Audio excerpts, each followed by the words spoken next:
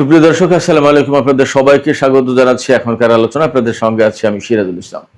দর্শক, নেপাল এবং চীন সীমান্তে যে ভয়াবহ ভূমিকম্প হয়েছে তাতে নিখোঁজের সংখ্যা দাঁড়িয়েছে 1300। 1300 মানুষ নিখোঁজ হয়েছে। এর ভেতরে 500 জন বিদেশি, এর ভিতরে বহু সংখ্যক ভারতীয়, মালয়েশীয়, আমেরিকান নাগরিক রয়েছে। এ বিষয়ে আজকের ভিডিওতে মোটামুটি যথেষ্ট তথ্য তুলে ধরে কথা বলার চেষ্টা করব। এর পাশাপাশি ইরানের সাথে আমেরিকার চলমান যে সংকট, সেই সংকট নিয়ে অনেক আলোচনা থাকবে। এর ভেতরে ইরানের পক্ষ থেকে একদম সুস্পষ্ট ঘোষণা দেওয়া হয়েছে যে ইরানের উপরে যদি সাম্প্রতিক নিষেধাজ্ঞা কার্যকর করা হয় তাহলে হরমুজ প্রণালী বা অত্র এলাকার কোথা থেকেও এক ফোঁটা তেল বের হতে পারবে না। এছাড়া খবর পাওয়া যাচ্ছে ইরানের জাতীয় সংসদে আলোচনা শুরু হয়েছে, ডিবেট শুরু হয়েছে। পরমাণু নিরস্ত্রীকরণ চুক্তি যেটা এনপিটি, তা থেকে ইরান নিজেকে প্রত্যাহার করবে কি করবে না এই বিষয়ে আলোচনা চলছে। যদি এনপিটি থেকে প্রত্যাহার করে ইরান নিজেকে, তাহলে ইরান পরমাণু বোমা বানাবে কিনা সেই প্রশ্নই সামনে এসে দাঁড়াচ্ছে। এপাশে ইরানের প্রেসিডেন্ট মাসুদ পেজেশকিয়ান মুসলিম দেশগুলোর প্রতি আহ্বান জানিয়ে বলেছেন, মুসলিম দেশগুলোর ভেতরেও অর্থনৈতিক সহযোগিতা জোরদার করা উচিত এবং কোনো একটি মুসলিম দেশ থেকে আরেকটি মুসলিম দেশে হামলার জন্য তাদের ভূখণ্ড ব্যবহার করতে দেওয়া উচিত নয়। যখন ইরান এবং আমেরিকার মধ্যে পাকিস্তান নতুন করে আলোচনার জন্য কূটনৈতিক উদ্যোগ নিয়েছে, তখন কাতারের পররাষ্ট্রমন্ত্রী এবং প্রধানমন্ত্রী ইরান সফরে গেছেন। টার্গেটটা হলো আবার কূটনৈতিক প্রচেষ্টা শুরু করা।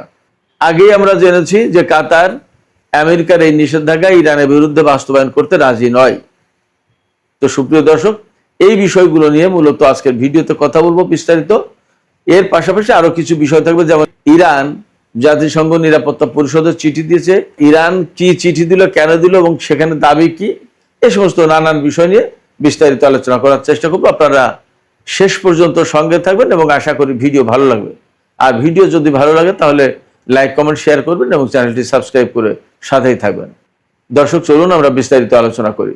প্রথমেই নেপালের বন্যা নিয়ে কথা বলি। বন্যা, ভূমিধস, ভূমিকম্প সবই হয়েছে সেখানে, এবং অ্যাকচুয়ালি সেটা শুধুমাত্র নেপালে না, নেপাল চীন সীমান্তে। এবং আপনারা নিশ্চয়ই এরই মধ্যে বিভিন্ন রকমের ছড়িয়ে পড়া ভিডিওতে দেখেছেন যে কিভাবে ভয়ঙ্কর ভাবে ব্রিজ, কালভার্ট, ঘর বাড়ি সমস্ত সবকিছু ধ্বংস করে নিয়ে চলে গেল। মুহূর্তের ভেতরে বলা যায় যে চোখের পলকে একেবারে সাজানো গোছানো জনপদ ধ্বংস হয়ে গেল। এবং এই বন্যায়, এই ভূমিধসের পর কোথাও কোথাও 1.5 থেকে 2 মিটার স্তর, কাদার স্তর জমে গেছে। এত ভয়ঙ্কর পরিস্থিতি তৈরি হয়েছে। তো কিভাবে এই ঘটনাটা ঘটলো? প্রথমে ঘটনাটা ঘটেছে সেটা হচ্ছে, আপনারা সবাই জানেন যে হিমালয় পর্বত যেহেতু নেপালের প্রধানত, সেখানে বিরাট হিমবাহ জমেছিল। একটা হিমবাহ বহু বছরের পর বছর, যুগের পর যুগ, হয়তো শতাব্দীর পর শতাব্দী এই হিমবাহ ছিল। কিন্তু সেখানে 4.4 মাত্রার একটা ভূমিকম্প হয়েছে। এই ভূমিকম্পে ওই বরফের যে স্তূপ, জমাট বরফ, হিমবাহ, ওই হিমবাহ ভেঙে গেছে। ভেঙে যাওয়ার পরে ওই হিমবাহ এসে পড়ে একটা নদীতে। সেই নদীতে পড়ার কারণে এই যে বৃষ্টি বাদলা, বন্যা, পাহাড় থেকে নেমে আসা ঢল, এই সমস্ত পানি ওই নদীতে আটকে ছিল। একটা হিমবাহ, বরফের হিমবাহ মানে কোনো সাধারণ ব্যাপার না, মানে একটু ছোটখাটো 2, 4, 5, 10 হাত ব্যাপারটা তা কিন্তু না। একটা নদী আটকে দিয়েছে মানে কি, নদীটা আটকে দিয়েছে এবং বরফ তো, ঠান্ডা তো, সেটা খুব সহজে যে গলে যাচ্ছে ব্যাপারটা তাও না। এই নদী আটকে দেওয়ার কারণে নদীর অপর পাশে পানি জমেছে। পানি জমতে জমতে জমতে জমতে একেবারে এমন একটা পর্যায়ে এমন পরিস্থিতি তৈরি হয়েছে, এই পানি একসময় একদম প্রচন্ড রকমের ছুটে এসে একেবারে জনপদ মুহূর্তের ভিতরে ধ্বংস করে দিয়ে গেল। পাহাড়ের গভীরে বাঁকে বাঁকে উপত্যকা, খালের মতো যে সমস্ত জায়গায়, সমস্ত সবকিছু একদম ধ্বংস করে দিয়ে গেল। গাড়ি ঘোড়া, মানুষের বসবাসের ঘর বাড়ি, হোটেল, রেস্টুরেন্ট, এরপরে অফিস আদালত, এই যে কিওরং স্থলবন্দর, একেবারে সমস্ত সবকিছু ধ্বংস করে শেষ করে দিয়ে গেছে। এক চোখের সামনে প্রলয়ঙ্কারী ঘটনা, একেবারে হঠাৎ করে। এর ভিতরে বেশিরভাগই পর্যটক, বিরাট একটা অংশ পর্যটক। এই যে 1300 মানুষ নিখোঁজ হয়েছে, 160 জনের বেশি একদম নিশ্চিতভাবে মারা গেছে। 1300-র বেশি নিখোঁজ, তার ভিতরে 500 বিদেশি। এটা কোনো সাধারণ ব্যাপার না। আপনারা চিন্তা করেন যে চোখের পলকে 1300 মানুষ নিখোঁজ, 160 জন নিহত, আরো কত ক্ষয়ক্ষতি হয়েছে। 22 ঘন্টা পর CNN বলছে যে 22 ঘন্টা পরে চীনের উদ্ধারকারী দল ঘটনাস্থলে, সবচেয়ে বেশি এফেক্টেড যে এরিয়া, সেই জায়গায় পৌঁছাতে পেরেছে এবং সেখানে আসলে ল্যান্ড রোডে বা কোনোভাবে যাওয়ার কোনো পরিস্থিতি নেই, হেলিকপ্টারই একমাত্র ব্যবস্থা। কিন্তু হেলিকপ্টার গিয়ে যে নামবে কোথায়, সে নামার মতো কোনো জায়গা তো নেই। সব পাহাড়ের ঢালু, পাহাড়ে তো আর হেলিকপ্টার নামার মতো কোনো জায়গা নেই, আর সে তো উঁচু নিচু, আর যেখানে নামবে সে তো কাদায় ঢাকা, নামবে কোথায়? সে এক ভয়ঙ্কর পরিস্থিতি, যার কারণে উদ্ধার কর্ম সমস্ত সবকিছু মারাত্মকভাবে ক্ষতিগ্রস্ত হয়েছে।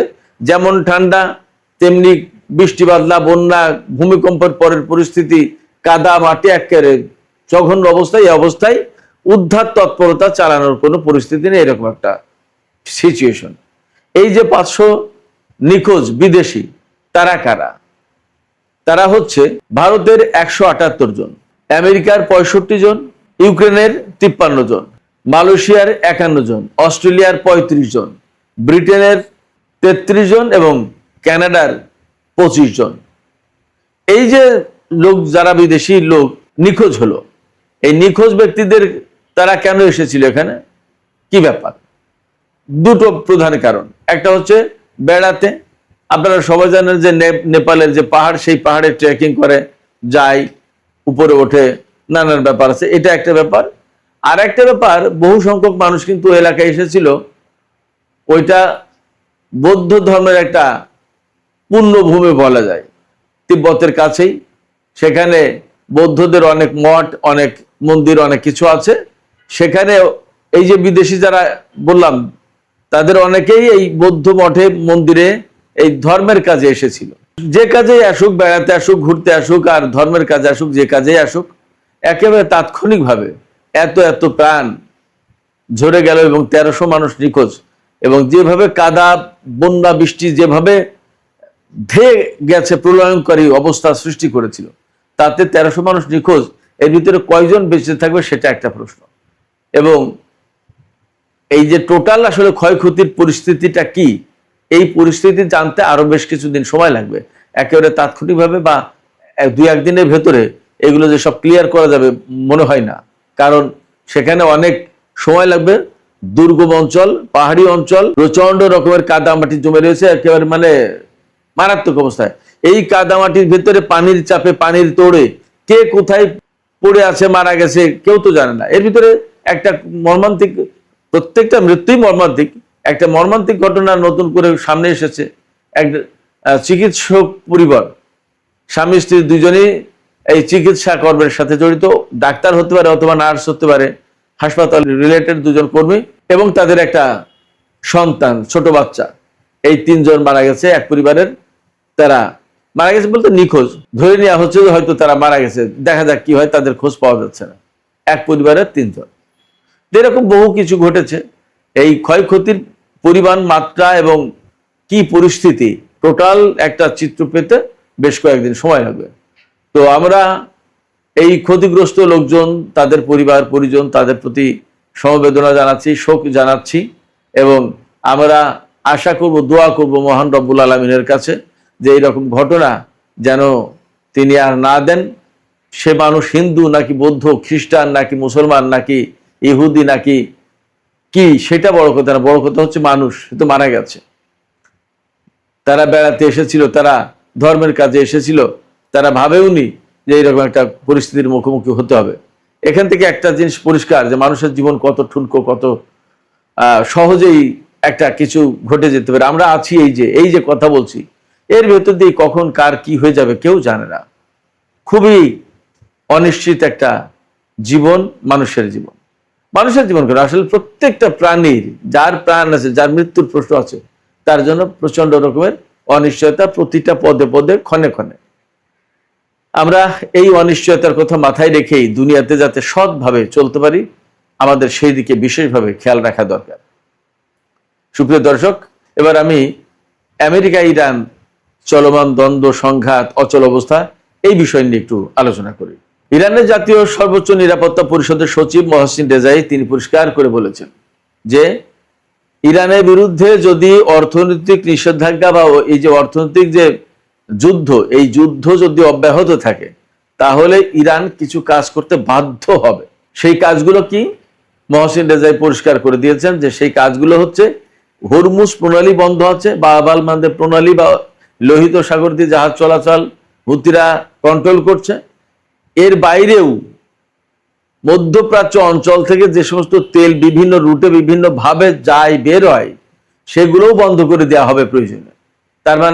তার মানে সহজ, প্রয়োজন ইরান এই সমস্ত তেলের পাইপ লাইনে বা যে সমস্ত বিকল্প ব্যবস্থা গড়ে তুলেছে কেউ সেগুলোতে হামলা চালিয়ে বন্ধ করে দেবে। ইরানের বক্তব্য হচ্ছে ইরান যদি তেল বিক্রি করতে না পারে তাহলে এই অঞ্চলের কেউ পাবে না, কারণ এই অঞ্চলে যারা তেল বিক্রি করে তারা প্রত্যেকেই ইরানের বিরুদ্ধে যুদ্ধ করার জন্য আমেরিকাকে সহযোগিতা করেছে তাদের ঘাঁটি মাটি দেশ দিয়ে। এমনকি কেউ ইরানের বিরুদ্ধে যুদ্ধে অংশ নিয়েছে, যেমন কুয়েত, বাহরাইন এবং সংযুক্ত আরব আমিরাত, তাদের বিরুদ্ধে সরাসরি অভিযোগ আছে ইরানের। আর বাকিরা তো ঘাঁটি দিয়ে, তাদের নিজেদের মাটি দিয়ে, তাদের আকাশপথ দিয়ে সাহায্য করেছেই। ফলে ইরানের উপরে আজকে যে আমেরিকা নিষেধাজ্ঞা চাপিয়ে দিয়েছে, একতরফা নিষেধাজ্ঞা, সেই নিষেধাজ্ঞা যদি কেউ বাস্তবায়ন করে তাহলে মধ্যপ্রাচ্য অঞ্চলের এক ফোঁটা তেল বাইরে যেতে পারবে না, বের হতে পারবে না, ইরানের বক্তব্য। সেই জায়গা থেকে এটা মোটামুটি যথেষ্ট বিশ্বাস করা বা ধারণা করার কারণ আছে যে ইরান এই কাজ করবে, কারণ ইরান অ্যাডামেন্ট এই মুহূর্তে। ইরানের বক্তব্য হচ্ছে যে আমরা আমাদের মতো ছিলাম, আমরা পরমাণু কর্মসূচি পরিচালনা করছি শান্তিপূর্ণ, এবং ইরানের সর্বোচ্চ নেতার পক্ষ থেকে ফতোয়া ছিল যে পরমাণু বোমা বানানো যাবে না, রাখা যাবে না, ব্যবহার করা যাবে না, এটা হারাম। নিষিদ্ধ ঘোষণা করার পর যদি সেই কাজেই ইরানের উপরে হামলা চালানো হয় এবং এখনো কেউ প্রমাণ দিতে পারেনি যে ইরান পরমাণু বোমা বানিয়েছে, তো তাই যদি হয় ব্যাপারটা, তাহলে ইরান কেন হামলার শিকার হবে? আর হামলার শিকার যদি হলোই তাহলে ইরান তার মতো করে এখন পাল্টা ব্যবস্থা নেবে। এই জন্য শুধু মধ্যপ্রাচ্য অঞ্চলের দেশ না, এর বাইরেও যদি কোনো দেশে হামলা চালানোর প্রয়োজন হয় ইরান সেটা করবে।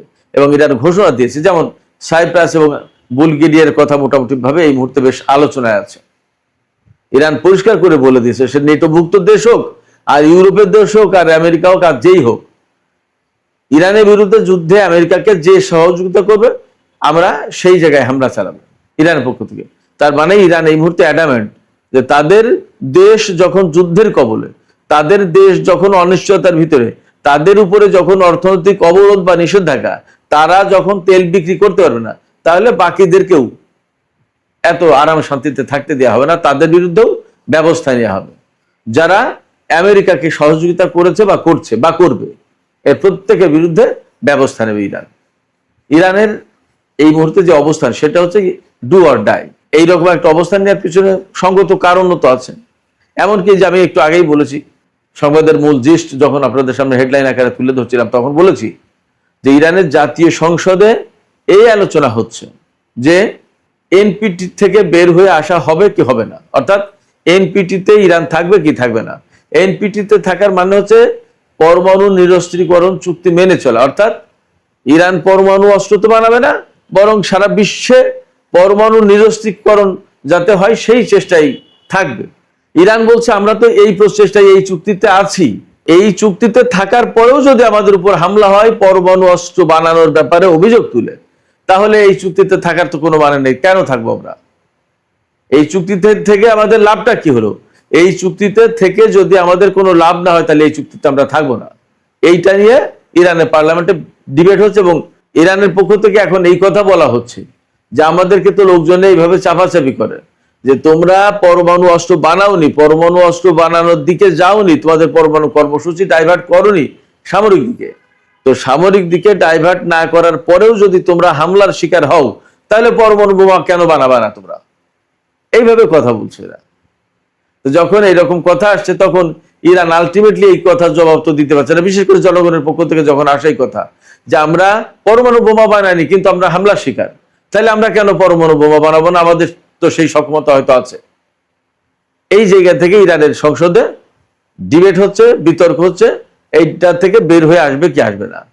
আমেরিকা যা ঠেকাতে এসেছিল তার চেয়ে এখন দ্বিগুণ, 3 গুণ, 4 গুণ, কয়েক গুণ সংকটের মুখে পড়বে। আমি আপনাদেরকে বলি, আমেরিকা এসেছিল ইরানের সরকার পরিবর্তন করে দিতে, ইরানের পরমাণু কর্মসূচি ধ্বংস করে দিতে, ইরানের ক্ষেপণাস্ত্র কর্মসূচি ধ্বংস করে দিতে, ইরানের অর্থনৈতিক অবস্থা একদম কাহিল করে দেবে, ইরানের নতুন একটা পুতুল সরকার বসাবে এবং সেই সরকার আমেরিকার কন্ট্রোলে চলবে। তাদের তো টার্গেটেই ছিল। যুদ্ধ শুরু করলো, যুদ্ধ করতে করতে এখন এইগুলো তো অর্জন হয়নি, বরং হরমুজ প্রণালী নতুন করে আটকে দিয়েছে ইরান এবং তা আর খুলতে পারছে না।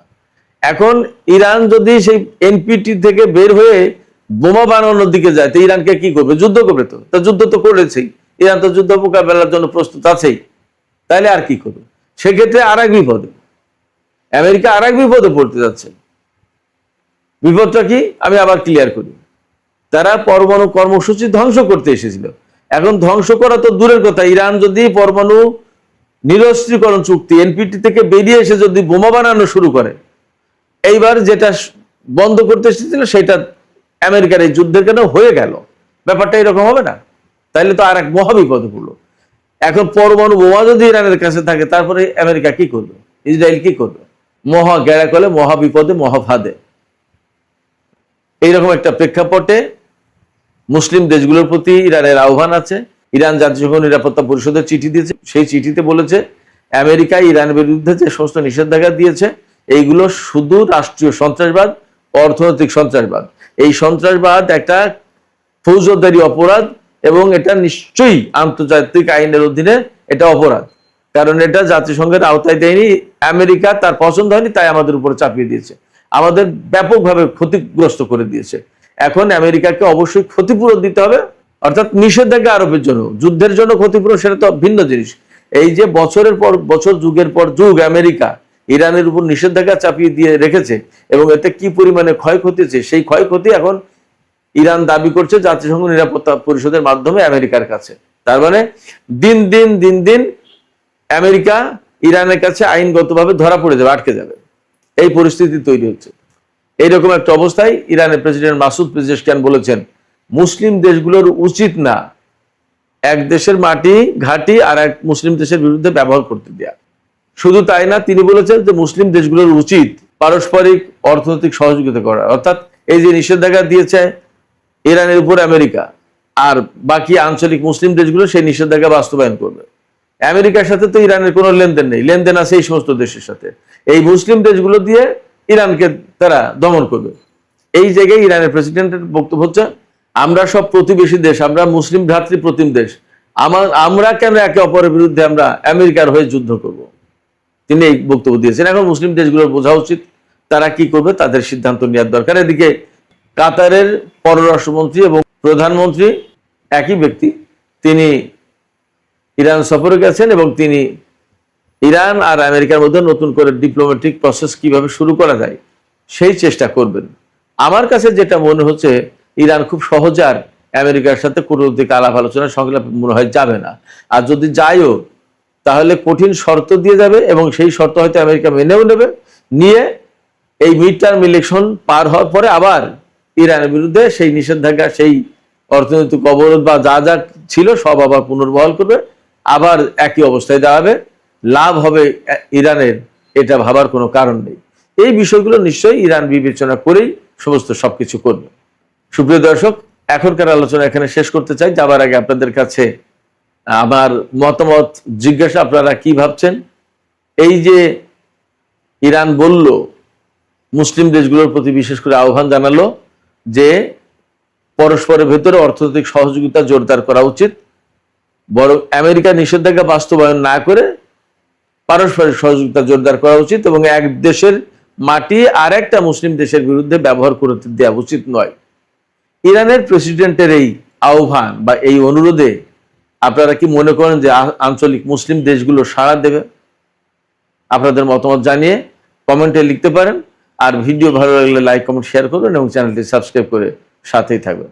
দর্শক, এখনকার আলোচনা এখানে শেষ করছি। আপনারা সবাই